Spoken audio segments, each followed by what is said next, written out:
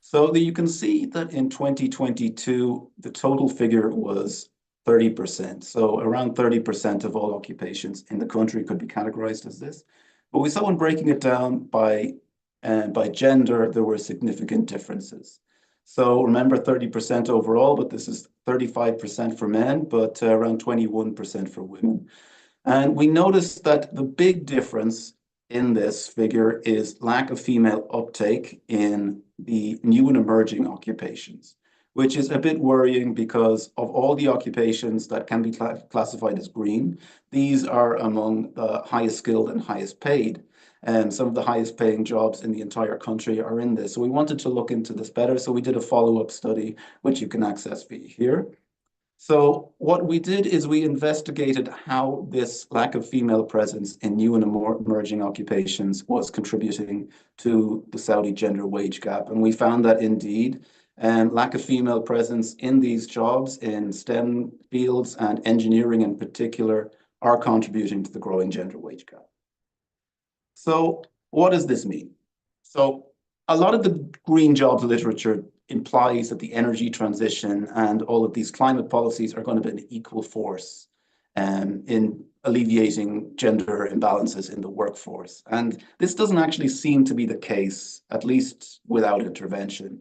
Interestingly enough, about 2 weeks ago, the International Monetary Fund released a report analyzing the same topic from a broad spectrum of countries, mostly OECD, and found exactly the same thing. And so what can we do about this? Well, it seems to be a cliche at the moment to just focus on increasing female presence in STEM subjects as a way to alleviate gender disparities. And I know this, it's heard everywhere. If you don't have a good follow-up or conclusion to a study, you say just get more women in STEM. I would say that yes, you need more women in STEM, but I think the wrong metric is being used. Usually the metric that is used is female presence in STEM education, like in university, the amount of female who are studying degrees in STEM. However, I think a more important thing is to look at how many of these women who were involved in STEM actually go on to work in STEM fields, because this is where the labor market outcomes are seen. And if we have evidence of a low transition from education in a STEM field to employment in a STEM field, this would imply there are some kind of barriers to entry, and therefore there can be some policy intervention. So policy intervention is necessary to ensure equality of access to all in the decent jobs resulting from the green economy and ensure an equitable and just transition. Thanks very much, Diana. Looking forward to questions. Thank you, Kian. Thanks for giving us another perspective on green jobs. We realize that having a proper baseline in order to quantify the real impacts of this green transition in the labor market, it's absolutely necessary. So looking to the past, it's a must. And it's really interesting to properly quantify this gender gap for the new green jobs that it's being created. So now let's hear more about the topic and how other countries are basically promoting policy solutions for this green transition and the labor market. So our next speaker is Hussaina Basir Isyaku. So Hussaina is the head of the Women Employment Branch of the National Directorate of Employment in Nigeria. Yes. And as a Senior Enterprise Development Officer, Hussaina is at the forefront of the initiatives aimed at empowering marginalized communities and employment. So Hussaina, the floor is yours.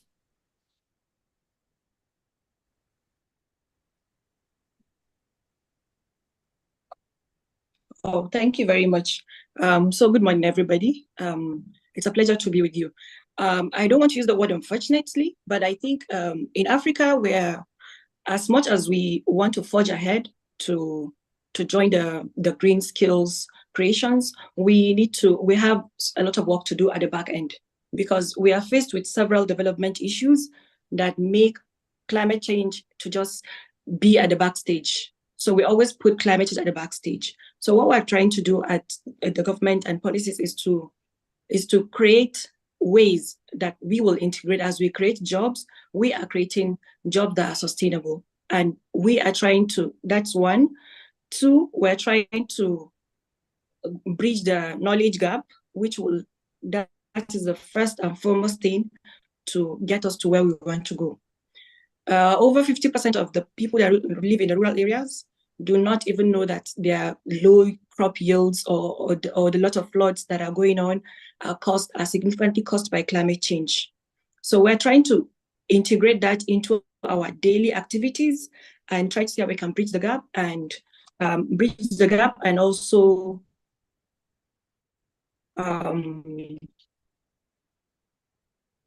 do that with a place-based business model. What I mean by place-based business model here is that Nigeria has 3 distinct different climate zones. We have the very hot one, let me use it in layman English. We have the very hot, the very rainy areas, the south, the middle belt, and then the north. What we have been doing, and all our policies have been tackling the climate change with a blanket policy, which will not work. So first we need to get the government to design a policy that is region-based. Each region, for example, the north can use the solar, the south that doesn't have the sun can rely on hydropower solutions and all of those kind of differences. So the government has been trying to, next slide, please. Take off my slide. So what, additionally, our migration has been mainly internal.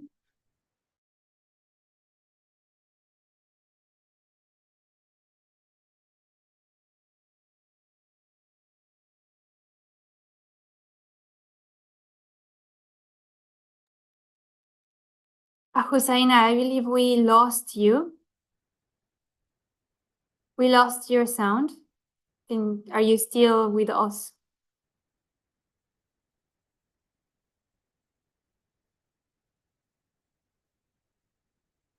Okay, so bear with us as Hussaina returns to the session. Apparently, she's having some technical difficulties. So let's just wait for a second to see if she can rejoin. I'm back. Can you hear me? Yes, we can hear you. I'm back. Can you hear me? Yes. Okay, so I'll just go ahead. You know, even the broadband has to show that I live in Africa, so we probably have to correct that as well. So we are faced with 3 different levels of migration. We have the internal migration, where people from the rural area just come to urban cities for better, and where we have the Japa syndrome. There is what we call the Japa syndrome. It's a Yoruba word. Yoruba is one of the highest speaking languages in Nigeria. That means to escape. So we see a lot of the elites and the well-educated Nigerians leaving the country for better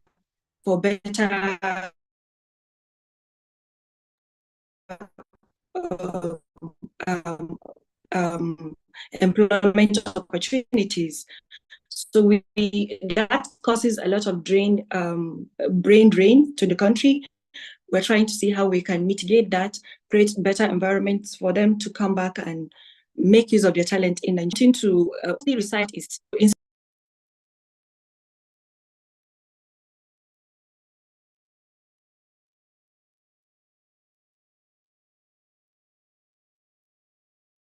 Oh, it looks like we lost Hussaina again. Hussaina, are you still with us?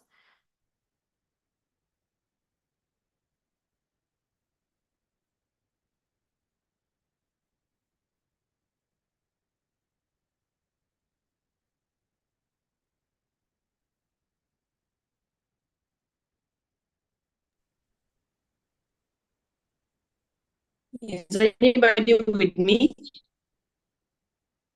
Yes, Hussaina, we can hear you. Ya Allah. We can hear you. Okay. So the effect of climate change has significantly affected the agricultural sector. The effect of the agricultural sector, which is one of the highest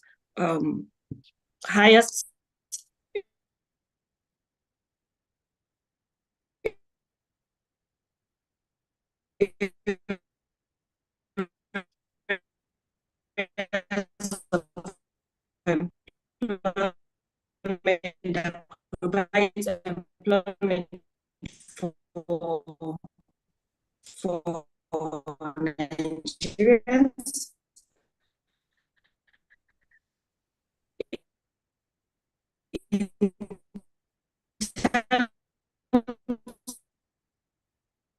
Of high low yields, rising temperatures, flood,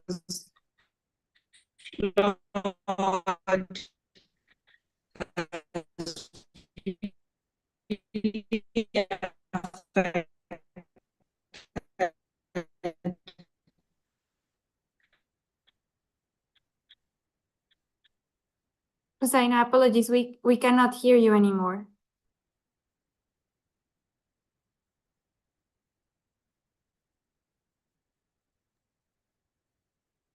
Hussaina, if you hear us, can you please turn off your camera? Maybe it will enhance the internet connection.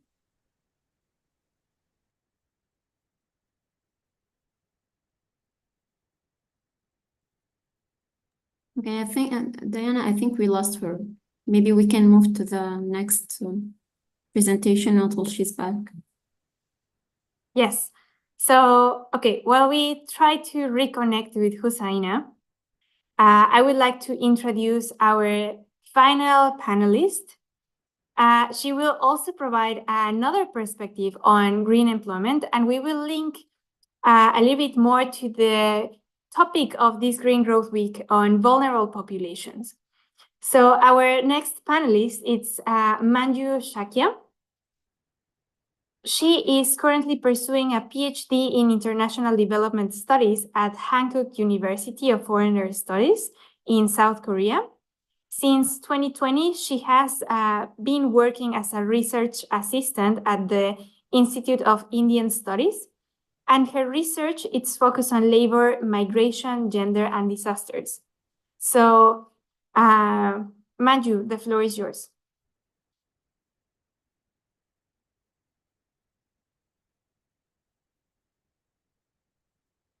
Okay. You can hear me, right? Yes, we can. And you can see my screen? Yes. Oh, okay, perfect then. Thank you, Dinah. And hello, everyone. I'm Manju from Nepal, and I'm doing PhD at Hankook University of Foreign Studies. So this presentation is one of the parts of my ongoing research, PhD research. So because of the time limitation also, I'll be very brief, and my presentation will be more focused on my initial findings of my ongoing research. So as we all know that disaster risk is magnified by climate change. So my study is on how disasters and undocumented migrant workers are, when there is disasters, so how undocumented migrant workers are impacted. So as we witness disasters like flood, landslides, and also biological disasters like COVID-19, so this study is important, and it addresses the vulnerable populations, migrant populations being one, and which is oftentimes forgotten during the disasters time. So before going directly on what I found, I think it's important to also give you the background, what disaster I am talking about for my research.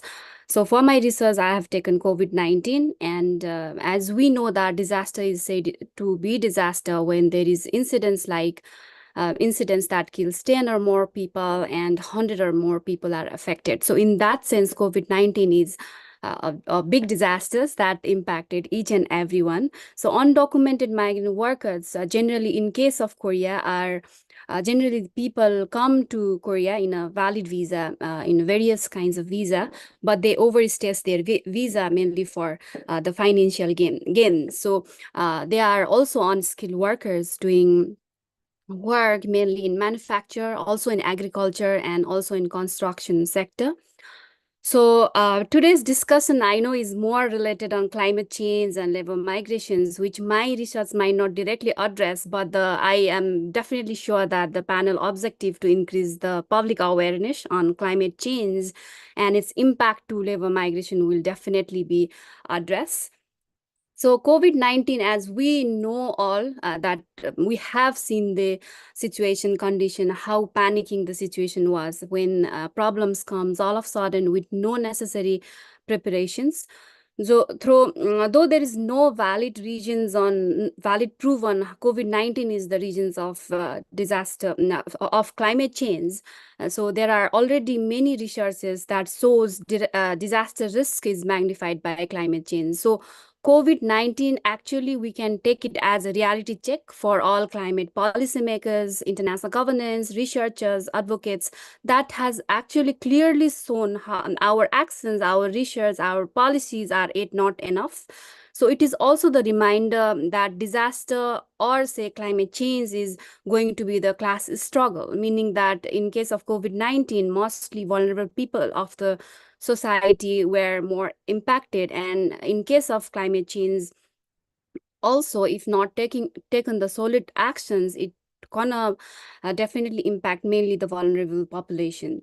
So I did this research through in-depth interview with 20 undocumented Nepalese migrant workers, and main criteria of recruitment was they are undocumented in Korea, and they had experienced COVID-19 during period of 2020 to 2022. And I also took few key informants interviews who were working for the welfare of migrant workers in Korea.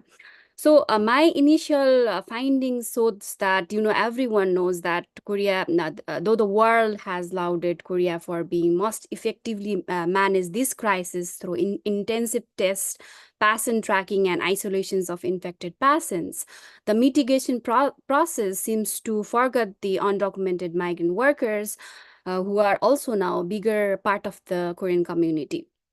So mitigation process, like simple things, like even for the mask distributions.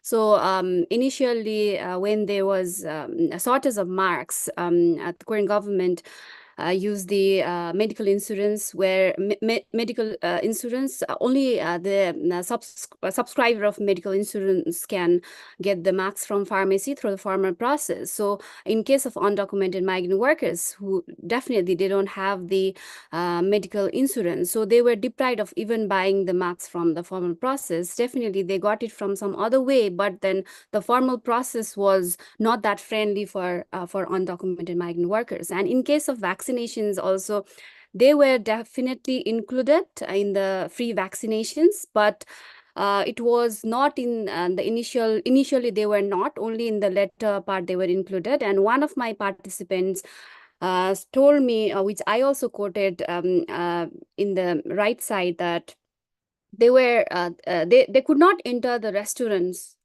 for their lunch because they were not vaccinated, and they had to show the vaccination proof to enter the restaurant into the restaurant. So they had to just depend upon some convenience stores like CU to just buy the foods. So these are like small things that were not addressed, but it's a big issue for them.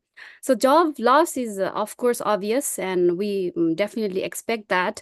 But imagine the impact of job loss to international migrants whose family are completely dependent upon their remittance. So their family back home should also compromise their lifestyle. So it's not the individual problem, but their family whole family had to compromise their lifestyle, making probably some migrant workers, they have also taken the loans, which means that that hinders them from moving out of the poverty. So, and next issues, most of the participants said that they chose to be undocumented because of this disaster only. Being one of the reasons was the policy problem. And also next was, it seems like the language barrier, because the proper dissemination of information that current government were trying to say was not properly received by them because of the language barrier. And next was also the uncertainty in the country of their origins, because the disaster came all of a sudden and they had no any plans what to do. So they chose to become undocumented in Korea right after the disaster. So since they are undocumented, their social connections also seems to be little lower. But what also my research showed what those who had the good social connections are found to be resilient. And when we talk about disaster, the idea of resilience definitely comes along. And most of the research on disaster and resilience are more focused on community resilience. But I'm trying to study the individual resilience of undocumented migrants also, which I need is most important in case of undocumented migrant workers, because generally migrations of on unskilled workers mainly occurs from developing countries where the monetary resources is less and hard to manage when urgently needed to the people. And in case of migrant workers, it's even more harder for them to address their people. So in that case, the individual resilience comes. And earlier, the speaker Yun Woon, I think she also addressed that when for the refugee, one of the challenge was the legal and regulatory issues. So even if the government wants to include them into the disaster mitigations, it might be tougher because it's even harder for them to reach. So these kinds of individual resilience, which includes actually lots of things, lots of social connections, also their health parts are included. So this should be addressed and should be more studied. Thank you. Thank you, Manju. I see, Hussaina, you are back. Would you like to close your presentation or tell us a little bit more?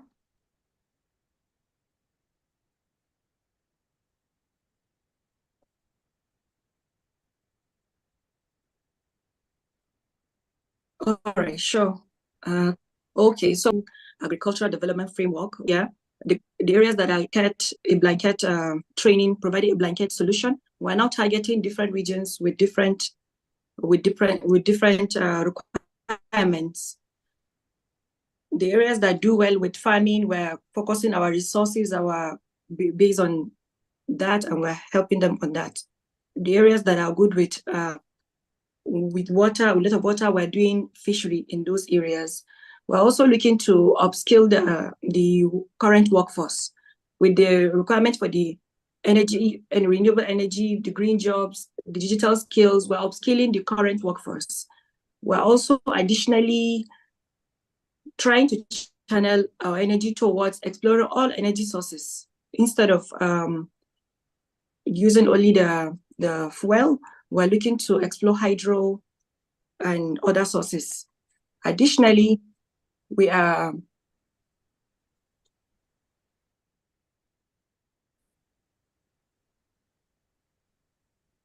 these are all interventions on my slide. You can see these are all interventions that the government created. But what we're trying to do is to get these interventions to be intentional about climate change. Okay, the next one is the potential policies to make it idea. We're trying to increase investment in the green skills trainings, because so that we get more people into that. Increase public-private partnerships. We're trying to migrate.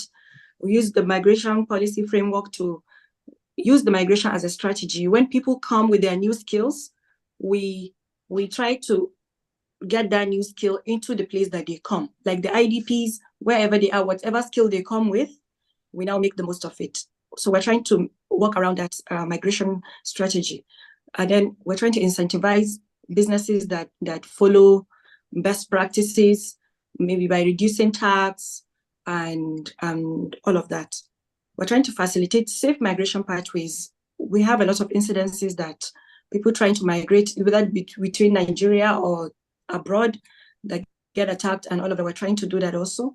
And then the skill matching for internal labor migrant programs. We're also creating an enabling environment, generally an enabling environment for Nigerians in diaspora to come back. And then the most importantly is that we're trying to get the government to address accompanying challenges. Most of these challenges are unseen or unplanned that create this. So instead of letting a dam to break by itself, like in the case of Maiduguri a few months ago, we are trying to get them to do the right things. It might take some time, but it will happen. Next slide, please.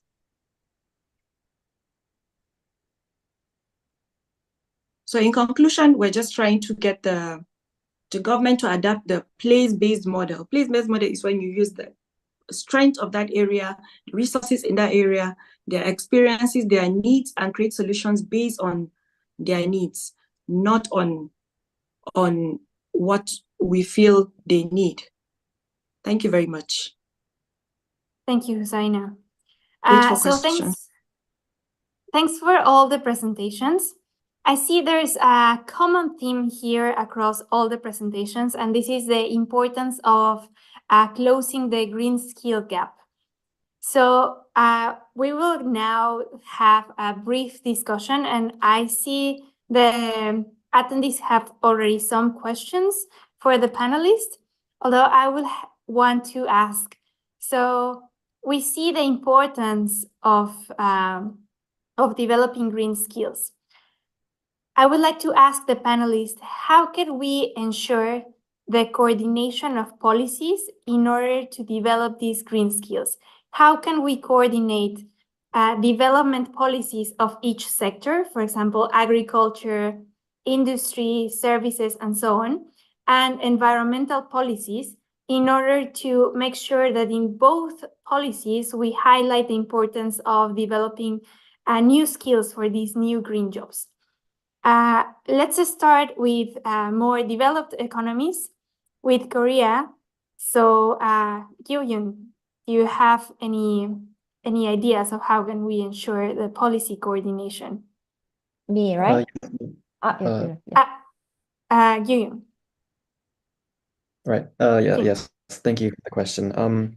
So in terms of coordination of development policies for sectors, I believe that skills training is very important in letting the workers adjust to the different climate and the green jobs. So I believe that the identification of overlapping skills for workers that are transitioning from sector A to sector B and focusing the skills training on those overlapping attributes would be the first step in facilitating efficient policies for development for a green transition.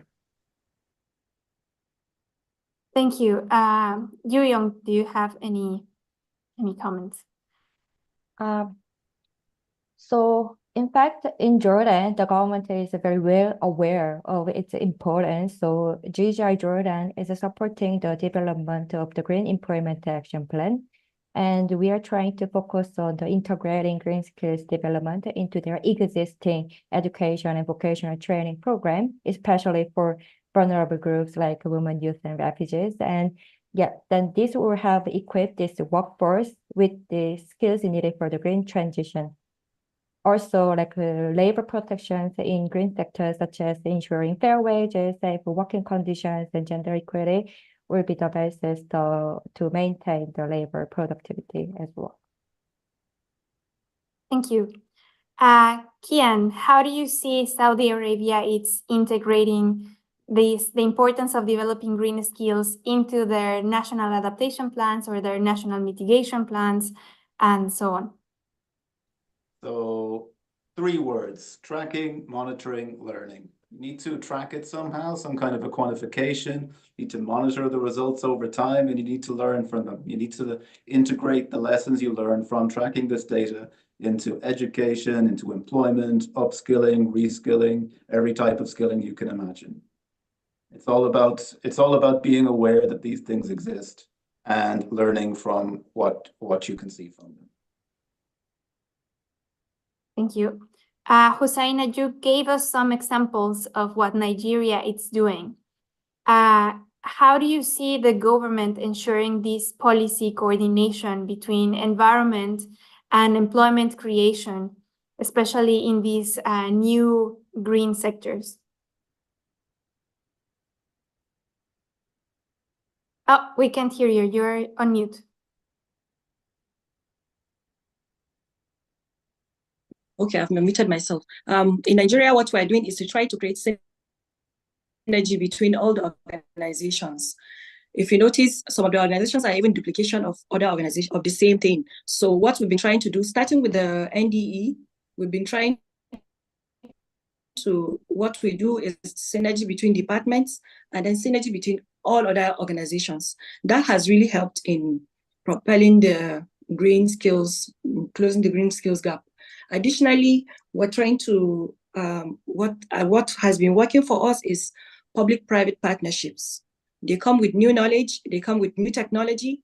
We are learning from the private sector. And that has really been helping the situation. Thank you. And finally, Manju, from the illegal immigrant perspective, how can we ensure that illegal immigrants profit from any efforts that the government do in order to develop green skills or skills for them to incorporate into the labor market?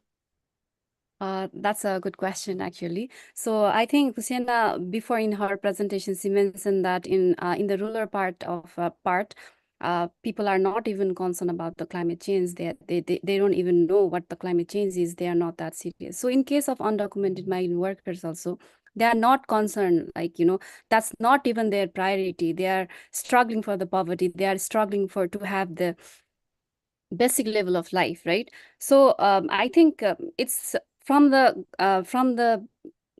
I don't know how maybe some kind of training in the host country, which might also be difficult, but maybe the employer might be employer who are also giving jobs to the undocumented migrant workers.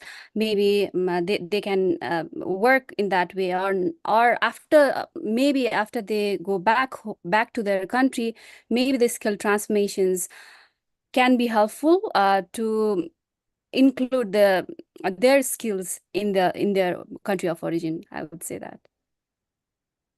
Thank you.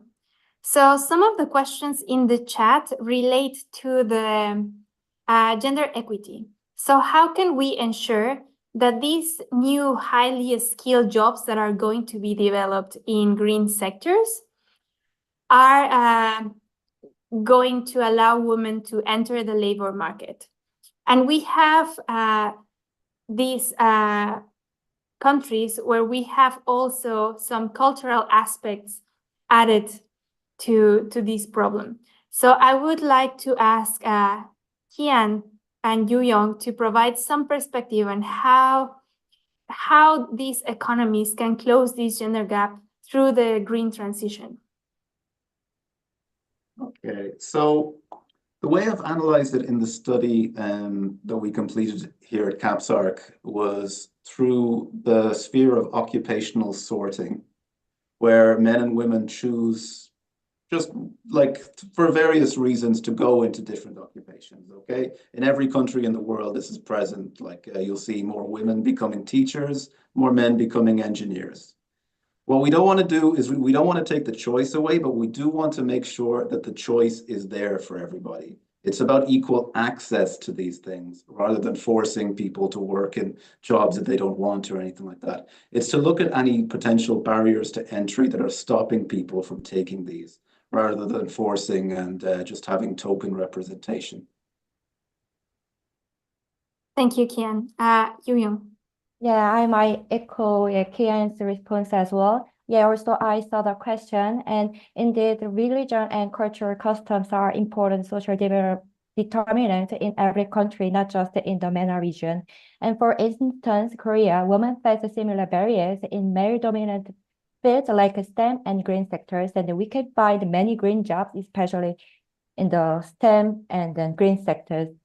So globally, women are often underrepresented in this field. And in fact, in Jordan, while girls slightly outperform than boys when it comes to STEM during their school, but they often choose not to pursue their field, their major at the university level for STEM.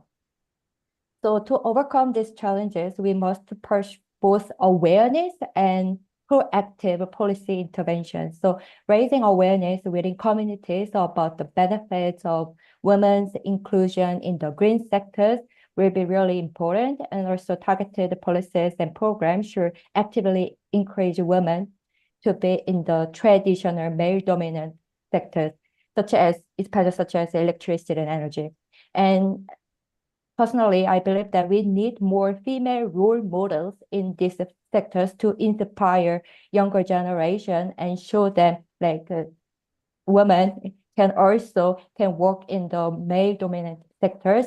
And to help this, flexible working hours and safety provisions and such mentoring programs can support the women to step in the male-dominated sectors. Thank you. So unfortunately, we are running out of time. Before closing the session, I believe we have all learned that it's essential to provide policy support in order to close this green skills gap, to ensure job quality for these new green jobs, and to keep on ensuring labor productivity in all these economic sectors. I would like to thank all the panelists for their participation and insightful presentations. I believe this is a very interesting topic and it's worth discussing it longer. And there are a lot of problems around it. And as mentioned before, it's being aggravated by this economic and social turmoil that we lived nowadays. So with that, I would like to close the session, thank the panelists and thank all the attendees. And thank you. I hope you enjoyed very this much. webinar. Thank you very much. Thank you, Diana. Diana. Thank you. Have a nice Bye. day.